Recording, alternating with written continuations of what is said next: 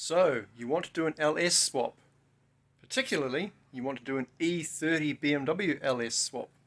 Now, this has been covered in a fair amount of superficial detail on the internet, but starting with this episode, I'm going to bring you the minute, granular detail of this swap and every pitfall and disaster I endured on the way to getting this car to the point where it had an LS1 in it that I could run and drive. Now, it's not quite ready, but it's taken me 5 months to get to this point, so I'm just going to start putting the series out there and see how it goes.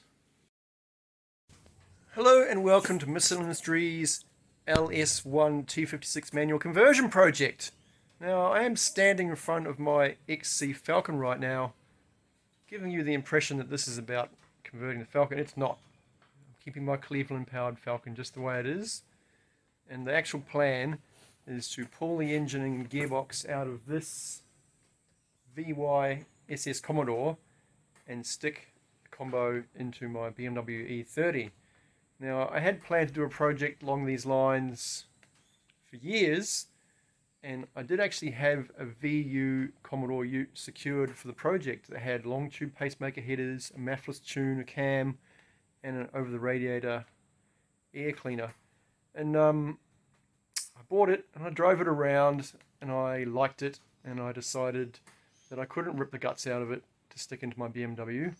And then this Ford came along and I had to drop everything and buy it because look at it. So I grabbed it, and that meant I had one car too many, and the Holden had to go because my priorities changed. But the project, the LS project, has always been in the back of my mind. So since this car has largely got to the point now where I can just cruise it around and be happy with it, I started to look for LS cars, and the search began really about 4 weeks ago. I started ringing people and making offers and trying to arrange viewings, and the LS T56 market is a tough market to buy into. I mean, back in 2018 when I bought my Ute, you can get them for $4,000. You get an entire car for $4,000 with under 200,000 Ks on it. Obviously they're pretty rough, but it's the engine and gearbox I was chasing. And fast forward 3 years, the prices are just getting gradually more and more ridiculous. So generally speaking, if someone's selling a LS1 T56 car, they're at least $10,000 asking. And I started making inquiries about various pretty rough projects, cars that had dodgy gearboxes, lifter tick, stuff like that. And the first one I looked at, or the first one I called up about, was a project they had literally slapped an SS motor into a VY 1-tonner rolling chassis, and I was too slow for that one. That one got snapped up.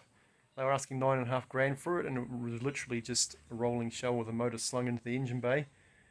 And so next I found one up in Mitchelton, organised to go look at that one. Now, the guy said it had lifter tick, and he said it was a little bit crunchy in third, and reverse was a bit crunchy as well. Now, as far as T56s go, that's a pretty big red flag. And I got up there and I looked at it. It was parked in the front yard, hadn't moved for a while, judging by the fact that the grass was dead and there was a boat parked in front of it. And I said to the guy, "Have you had this running today?" And he said, "Yeah, I've had it running for a little bit, didn't get any temperature gauge, anything up on the temperature gauge." And I opened the bonnet and a wave of hot air just rushed past me. So the guy had well and truly warmed it up, I'm assuming to disguise the lifter tick. And I said, "So the gearbox is a bit crunchy?" And he said, "Yeah, the third's a bit crunchy and you have to hold it in reverse."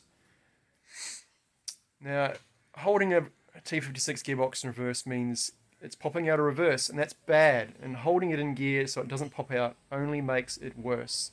So it had pretty good lifter tick, and the gearbox was flogged, and the guy was adamant that it was worth 12 grand. I took it for a drive, and despite all of its issues, I offered him $8,000 in good faith as is where is, and he said no, I want at least 10 for this car because it owes me 20, so no bueno. So I said thank you for your time, and I moved on and I kept looking. The next car that cropped up on my radar was a VU skid ute down the Gold Coast, and the guy wanted 12.5 grand for it. It was unregistered, had a locked diff, straight pipes. It was not a street car, it was a skid car. It came with a whole bunch of wheels.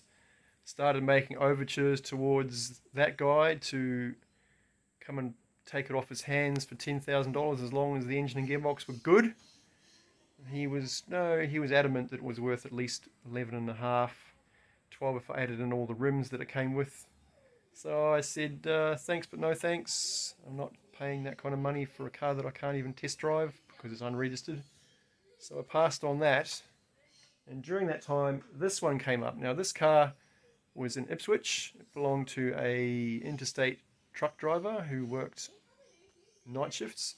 So I had a hard time getting hold of this guy, and I suspect that was the case for most people, but I persevered and I managed to get a look at this car one lunchtime last week, and it is pretty rough. The K is pretty high, but the engine and gearbox are sound. The gearbox works fine. The engine is quiet, and those are the two key things I was looking for. This one has tri-wire pacemakers, a MAFLess tune, and OTR. So, good starting point. And that introduction to this VY SS Commodore neatly segues into the events that unfolded last week. Now, I looked at the car lunchtime on Wednesday last week, and it was overcast, but the weather wasn't too bad. And I made the guy an offer, which he accepted, and the plan was to come up the next day and pick it up. There ended up being some issues with the title that pretty much meant I was not going to buy it. And I did follow up with the guy and say, hey, what's going on with this? And he managed to get the title issues sorted out. And pretty much at that point, I realized I was buying the car, and I dropped everything and went and got it. Even though it was a wet and windy, miserable day, the 1st of December was pretty horrendous. So I loaded the Triton and the car trailer up, and I went and got this car before anything could prevent it from happening. So that was what I did, and we'll cut now to footage from that day and the unfolding disaster that befell me. It's a rainy Thursday afternoon, and I'm on my way to collect a pretty big part of my next project. I've been looking around for a donor car for quite some time now, and I have been out there making offers, checking out cars, and finally I've found one for the price I'm willing to pay, and now it's time to collect the car. Here it is, I can see it at the end of the road.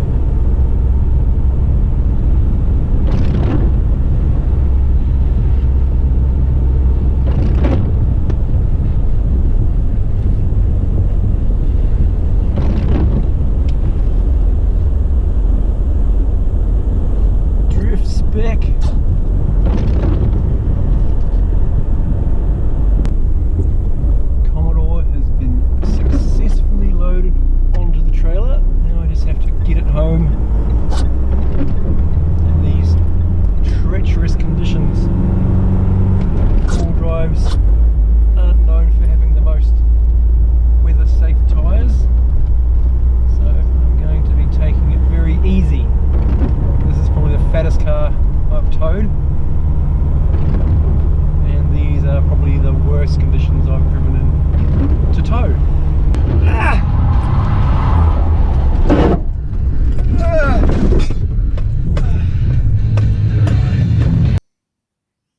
So I ended up backwards in a culvert with my tilter trailer fairly severely jackknifed around the back of my Triton, and after that I really didn't have much other option but to call a towing company and get them to come and pull me out. So that's what's happened. I got the Triton towed home. I got the car trailer with the car still on it towed home on a separate tilt tray, because there was no way in the world I was going to sign all that stuff off to go into a holding yard while the insurance company resolved all of that mess and third parties picked over the bones of what had been presented to them. So it all came home to my house, and at that point I took everything into my own hands and organised getting the car off the trailer, getting the trailer repaired. The Triton is off getting its insurance assessment. I'll wait and see on that, but for the time being the show must go on, and I may as well get stuck into this project while I have some time without my Triton daily driver. So I now know why they call it the death wobbles when your trailer starts to sway, and given that it's never happened to me before, I thought the best course of action was to accelerate the trailer out of its sway and get it back under control, but unfortunately it had a mind of its own and the sway was not resolved, and at that point I thought, well, I better just try to slow the car down, and at that point the trailer said, no, we are jackknifing off the road into a culvert. I got ready to kiss my ass goodbye.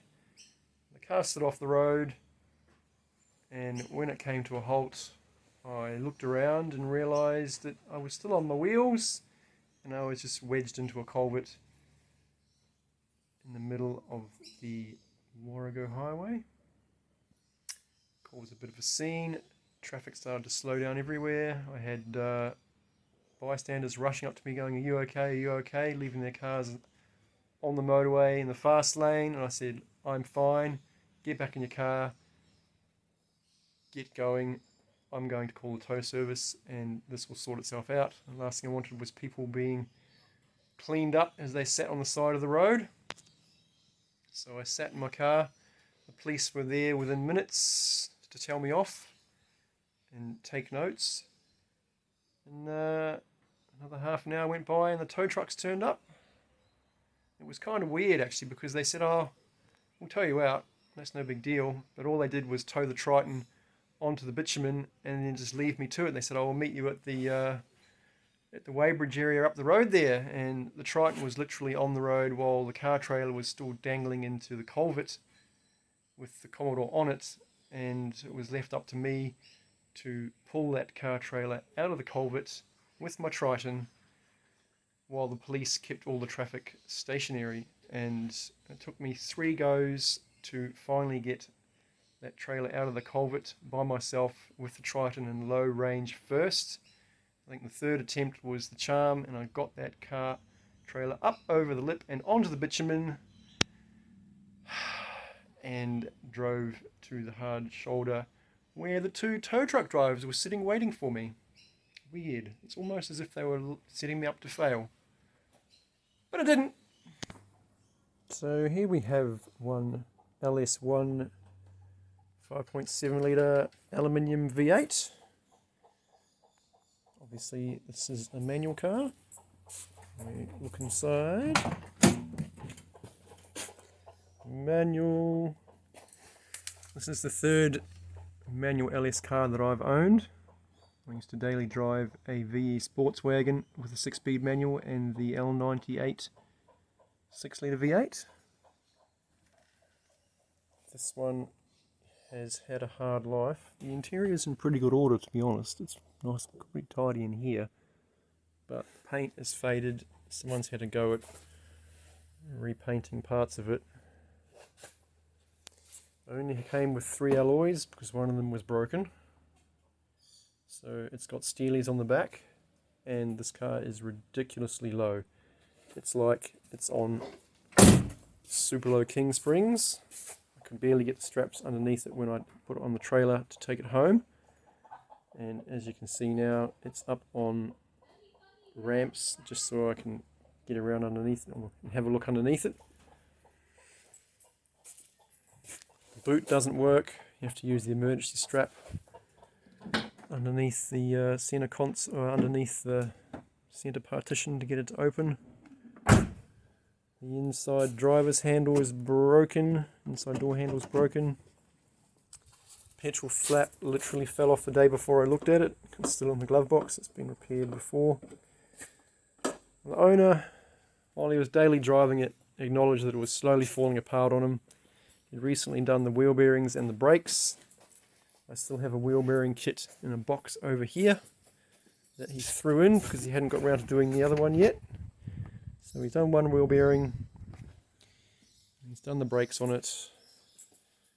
But he was getting to the point where he neither had the time or the inclination to sort everything out that was wrong with it. So we got rid of it. And that's good news for me. Let's do a bit of a cold start, just for the record. I can show you what I mean by quiet motor.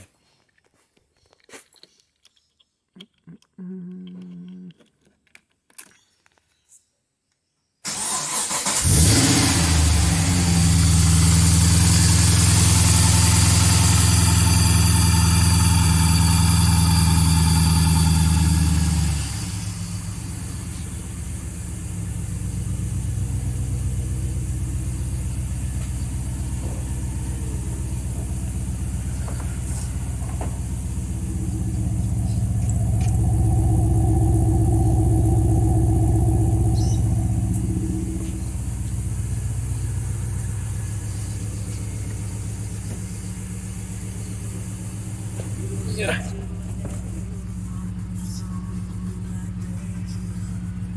It's a country car. They didn't come with country music.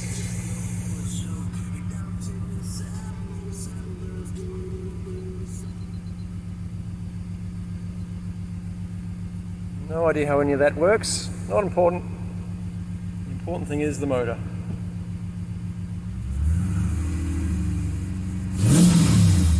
Just as a wee teaser for the start of this series, I'll just start this car up to let you know that it does indeed work and it will actually move under its own steam.